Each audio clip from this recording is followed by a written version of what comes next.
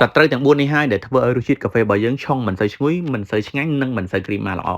តោះបងប្អូនតាមដានជាមួយខ្ញុំទាំងអស់គ្នាសម្រាប់បងប្អូនដែលត្រូវការកាហ្វេក្របដែលទើបតែលីងថ្មីមិនថារសជាតិស្រាលរសជាតិមធ្យមឬក៏រសជាតិដិតធ្ងន់បងប្អូនអាចតាក់ទង Telegram នៅលើវីដេអូនេះសត្រូវទី1បងប្អូនគឺជាសំណើមបើសិនជាបងប្អូនតុកកាហ្វេនៅកន្លែងដែលសើមកន្លែងដែលមានសំណើមគឺងាយណាស់ក្នុងការបាត់បង់ក្លិនឈ្ងុយពីគ្រាប់កាហ្វេផងដែរហើយមួយវិញទៀតបើសិនជាបងប្អូនតុករៀងយូរនោះគ្រាប់កាហ្វេនឹងមានការដុះផ្សិតផងដែរទី2គឺខ្យល់បងប្អូននៅពេលដែលបងប្អូនតុកគ្រាប់កាហ្វេប៉ះជាមួយនឹងខ្យល់រៀងយូរប្រេងនិងសារធាតុវាចាប់ផ្ដើមអុកស៊ីតកម្មចូលគ្នាបែបនេះហើយបងប្អូនធ្វើឲ្យរសជាតិកាហ្វេរបស់យើងមានការថយចុះហើយរសជាតិកាហ្វេគឺអត់សូវស្រស់ដូចរសជាតិដើមទេ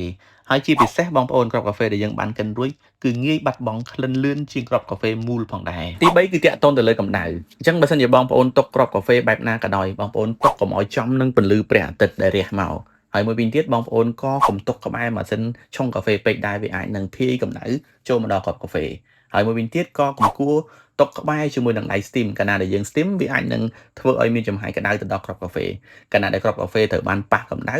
នោះវានឹងងាយហួតក្លិនឈ្ងុយពីបដូរគ្រាប់កាហ្វេផងដែរទី4គឺតាក់ទងទៅលើពន្លឺបងប្អូនបើសិនជាបងប្អូនទុកគ្រាប់កាហ្វេចំពន្លឺព្រះអាទិត្យគឺងាយនឹងបាត់បង់ក្លិនលឿនផងដែរចឹងបងប្អូនគួរតែទុកក្នុងកំប៉ុងរក្សាគ្រាប់កាហ្វេឬក៏ទុកក្នុងកញ្ចប់កាហ្វេចឹងបងប្អូនប្រើវិធីទាំង4នេះធ្វើរសជាតិកាហ្វេរបស់យើងរក្សាបានយូរផងដែរសម្រាប់4ចំណុចខាងលើដែលខ្ញុំបានបង្ហាញតើបងប្អូនគិតថាចំណុចមួយណាដែលប៉ះពាល់គ្រាប់កាហ្វេច្រើនជាងគេបងប្អូនអាច comment នៅខាងក្រោមវីដេអូអរគុណច្រើនបងប្អូនជួបគ្នានៅវីដេអូបន្តទៀត